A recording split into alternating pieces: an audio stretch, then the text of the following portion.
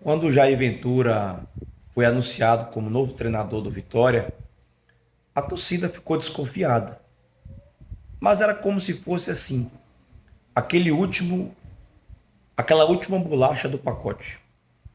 Ou era o Jair Ventura, ou era o Rodrigo Chagas. E se não tem tu, vem tu mesmo.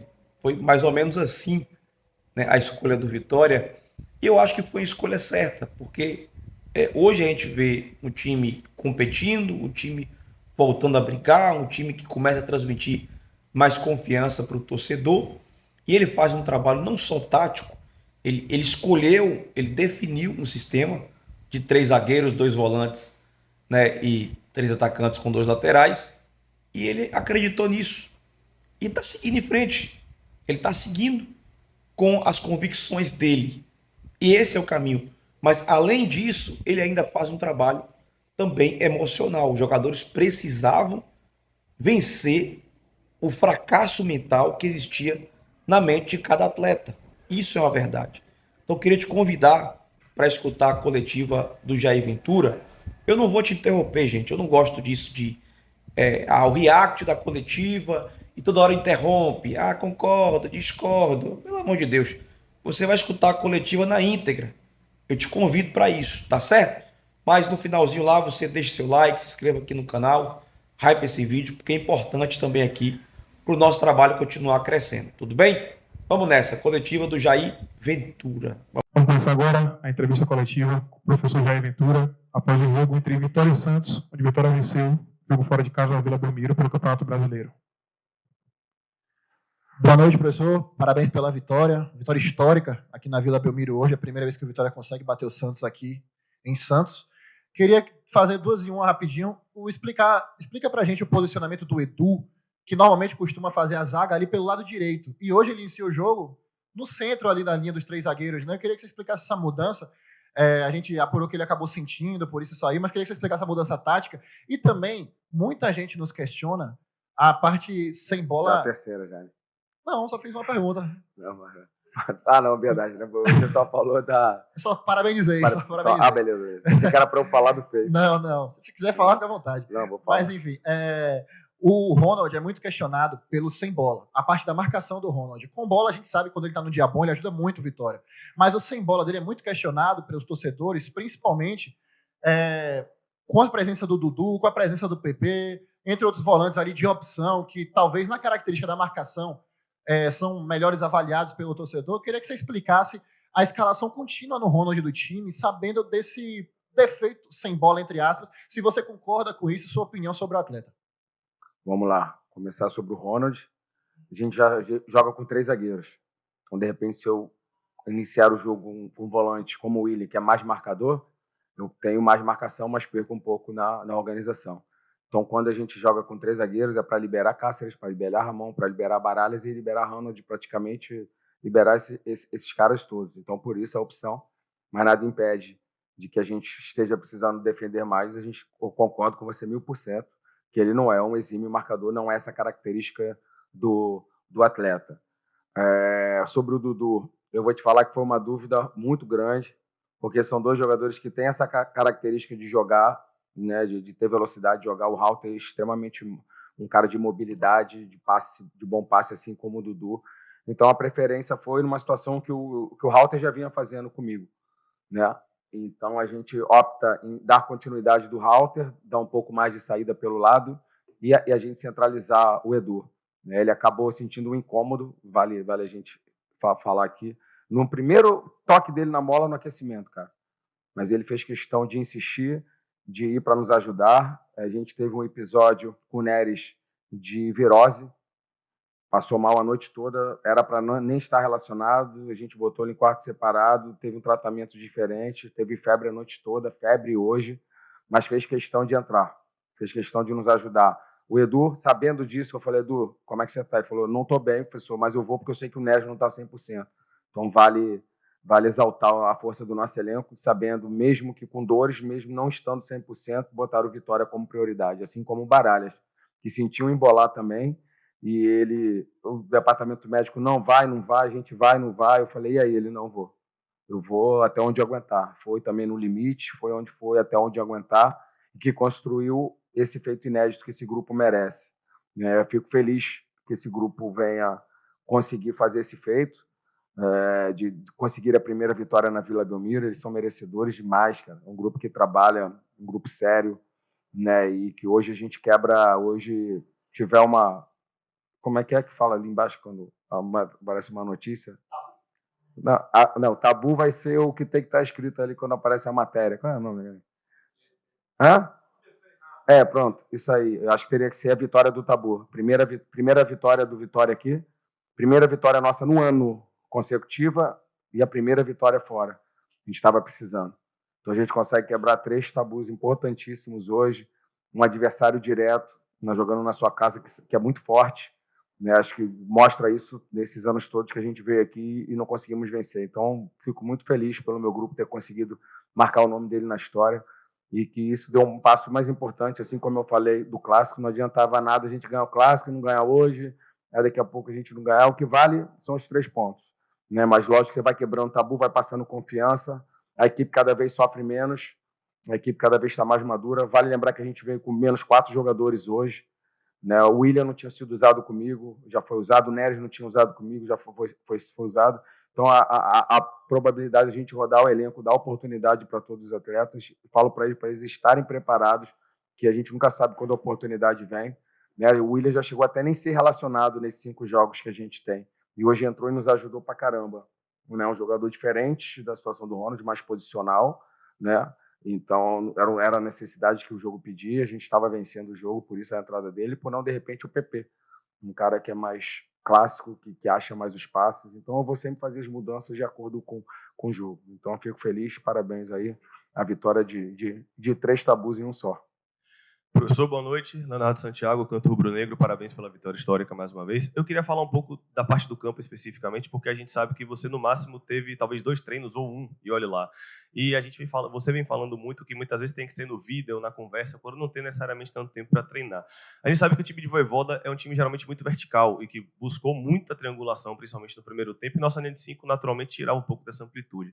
E no segundo tempo eles mantiveram, a gente manteve linha de 5, a gente conseguiu tirar as triangulações, e no meu modo de ver, tinha oportunidade, inclusive, para matar o jogo mais cedo nas transições.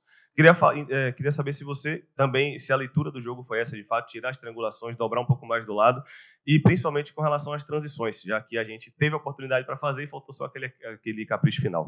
Seria ideal, né? Principalmente o Braga, ele estava precisando desse gol, né? Teve a bola na trave dele, tiveram as 2 também que o Renzo acabou dominando a bola, escapulindo.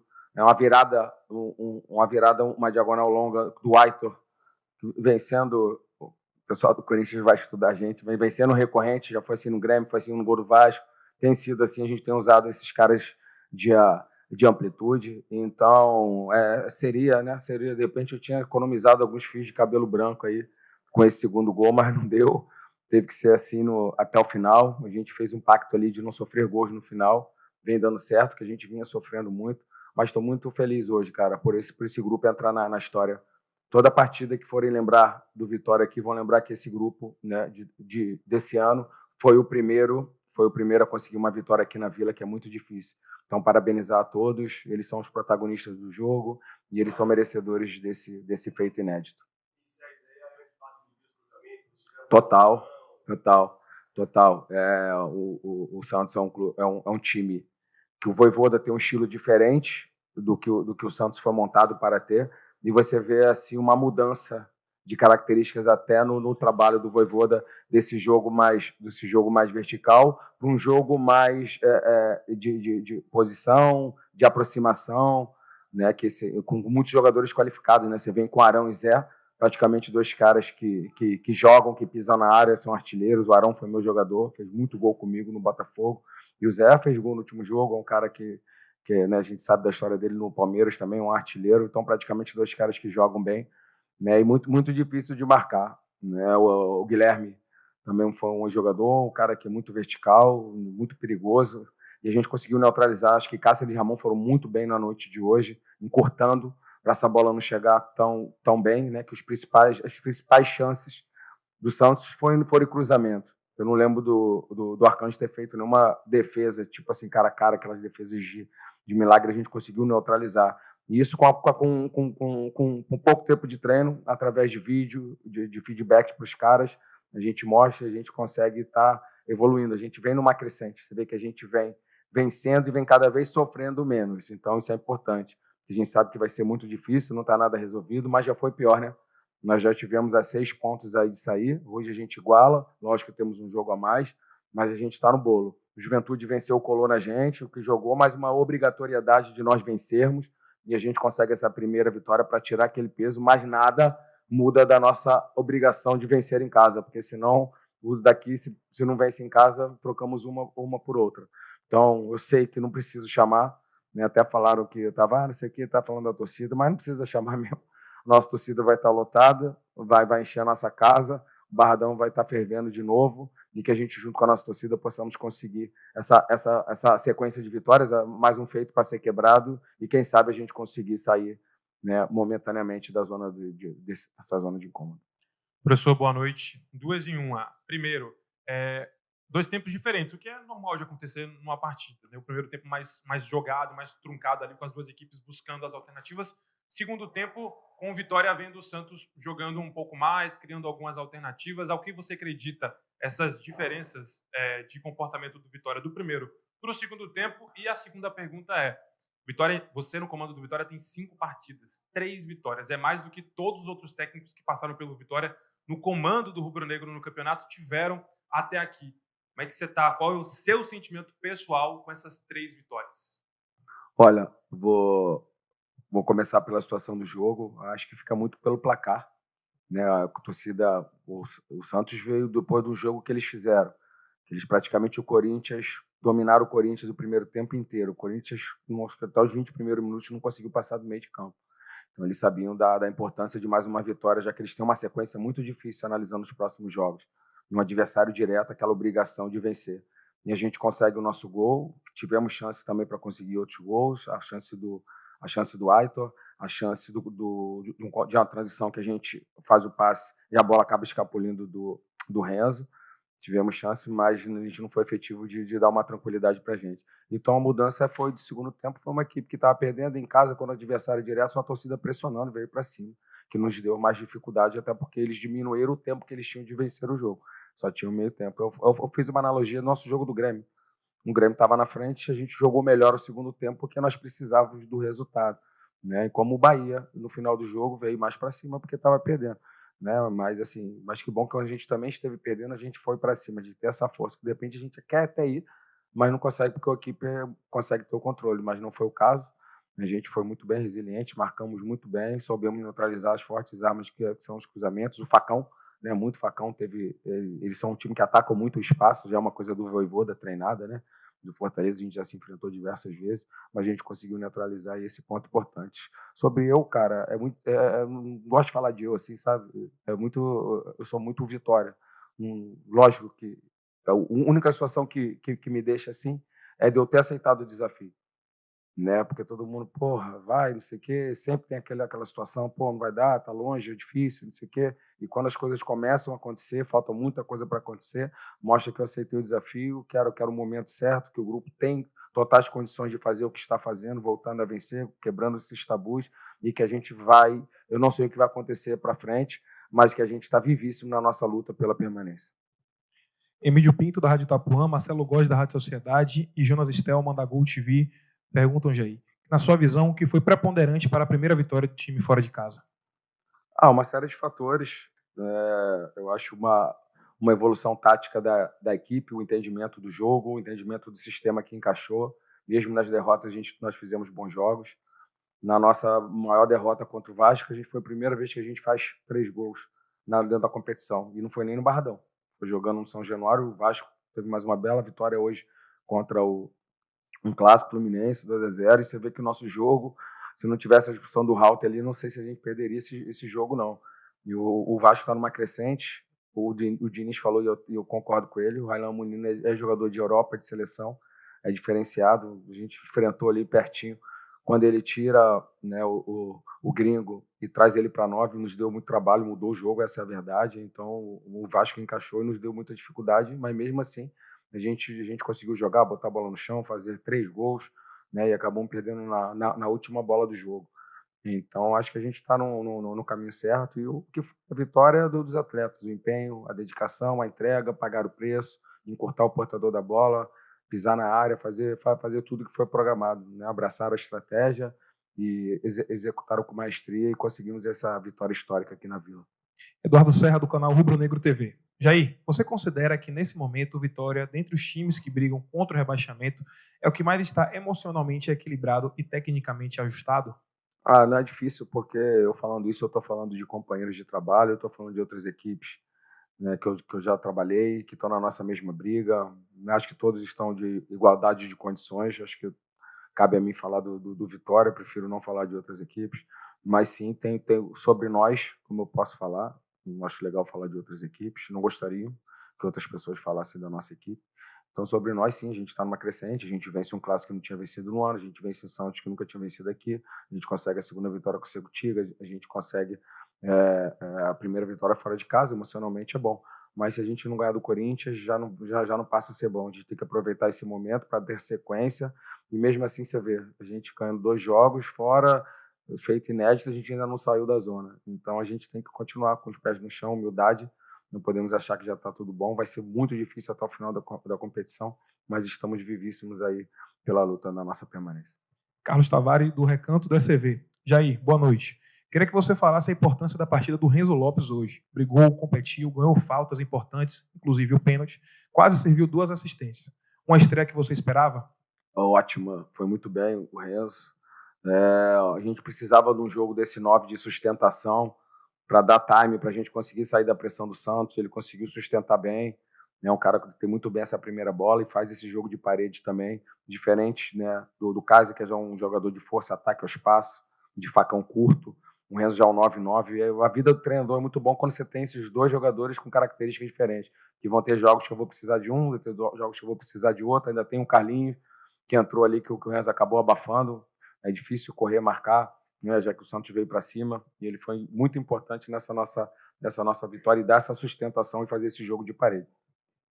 Lincoln Oriage, da Itatiaia. Jair, com os 3 pontos históricos conquistados hoje, o Vitória chegou a 31 e está a 5 pontos do Red Bull Bragantino, 10º colocado. Ajuda a saber que mais times ficam preocupados com o Z4 após a reação do Vitória? Olha, eu vou te falar de coração que eu não olho. Se você me perguntasse, fizesse um bolão aqui, quantos pontos está do Red Bull, eu não olho. Se você olhar para a tabela na Série A, é loucura. Eu olho sempre o próximo jogo, o próximo adversário, senão já é difícil dormir, já é difícil a gente sabe que é a pressão que a gente sofre ali embaixo. Você ficar caçando, é o que eu falei. A gente tem que sair dessa zona, mas para a gente sair tem que alguém entrar. Esse alguém, o problema não é do Vitória. A gente só tem que sair. Quem vai entrar, não sei o ponto de lá de frente, sei o Santos que nós enfrentamos hoje, igualamos. Agora a gente já pensa no Corinthians. E já deu meia-noite? Já. Então daqui a pouco eu já falo do Corinthians, agora ainda não, que eu não estou com a cabeça um pouquinho cansada aqui. Para finalizar, o Guaraújo, do Bahia Notícias. Jair, depois de ficar de fora da lista do Bavi, o atacante Lucas Braga voltou a ser utilizado hoje, saiu do banco e quase marcou o 2º gol do Vitória. Há uma tendência que ele seja mais aproveitado com frequência? A mesma tendência dele de Mateuzinho, de Arcanjo, não de Ismael, que a gente perdeu um jogador importante que vinha numa crescente com uma lesão de cruzado. Desejar melhoras para ele, a gente sabe quanto é difícil um atleta ter uma lesão dessa séria. É um jogador que vinha crescendo, vinha pedindo espaço, provavelmente teria sua oportunidade também. E a igualdade do Lucas é a igualdade de todos os atletas. Eu trato todos com o mesmo respeito, carinho, e vou oportunizar aquilo que o jogo pedir dentro da característica. Pode ser que o William, como eu falei, ficou fora de alguns jogos de relação e entrou no jogo hoje. Então pode acontecer isso com o Ilha, pode acontecer com o Braga, pode ser com o Ronald, pode acontecer com o Mateuzinho, pode acontecer com todos os jogadores. Todos têm a igualdade de respeito, de atenção que eu dou. Né? Os jogadores que ainda não estrearam comigo, falei com eles hoje que eles mantenham o foco, não percam. Né? O PP, que vinha de repente sendo titular, ainda não teve oportunidade comigo, o Kiki, outros jogadores que ainda não foram usados. E só posso falar que eles estejam preparados e que peçam passagem. Aí quem se escala são eles. O jogo vai me dar, de repente, um cara mais de força, um cara mais tático, um cara que cumpre mais função, outro que vai me dar mais velocidade, um que vai me dar uma bola aérea melhor, outro que vai me dar mais ataque ao espaço. E as minhas substituições são feitas sempre nisso. Eu não vou com um bloquinho que eu não uso mais não, que eu estou usando o óculos. eu tô usando óculos aqui, aí para não usar óculos no beira do jogo, eu não uso mais bloquinho, eu fico ali com a prancheta igual, ali anotando agora, porque o pequenininho já não dá mais não. E ali, naquele bloco na prancheta, não tem as substituições programadas. Com 15, com 30, eu vou fazer isso, eu vou fazer aquilo. Não. É tudo que o jogo pede, o que o momento pede, as circunstâncias pede, características de atletas que pedem. Então, por vezes, vocês vão ver atletas que entraram nesse jogo e não vão ter oportunidade no próximo jogo. Pô, mas por que o fulano entrou no jogo e no jogo do Corinthians ele não entrou? Porque o jogo pedia jogadores com características diferentes. E é assim que eu trabalho. De repente, tem amigos que têm essa... Eu já vi, né? Eu fui auxiliar há muito tempo, treinadores que reúnem, se sai fulano, a gente vai quem? Se sai ciclano, a gente vai com quem? Não, eu nem penso nisso. Eu deixo o jogo que ele está me pedindo, o que o jogo está pedindo, né? A percepção do jogo, o que a gente está tendo, o que precisa para aquele momento, independente de circunstâncias como placar, né? O momento do jogo, se é início, fim, meio, então, enfim. É assim que a gente trata com as mudanças e as prováveis também a titularidade. Mas é bom entender que eu falo para ele sempre, eu acho que o Abel falou esses dias, o jogador tem aquela coisa, né? Eu fui um operário da bola e a gente tem aquela vaidade de ser o 7, o cara que inicia. Mas muitas vezes o cara vem do banco, a história mostra, né? Que os caras vêm do banco e decidem o jogo. Hoje, de repente, o Braga poderia ter dado a vitória consolidada para a gente ter mais tranquilidade, bota uma bola na trave, e seria tão importante quanto o Mateuzinho, que fez o gol no início do jogo. Então, todos têm a sua importância. O que importa é no final do campeonato, o Vitória está comemorando a sua permanência porque esse grupo, né, o clube, a torcida apaixonada, o nosso presidente que cumpre com seus compromissos sempre, até antecipados. Então, acho que o clube, por tudo que representa, o clube dessa maneira, que trabalha dessa maneira, que tem essa torcida apaixonada, merece a permanência na Série A. E esse grupo que é fantástico, nos abraçou desde a nossa chegada.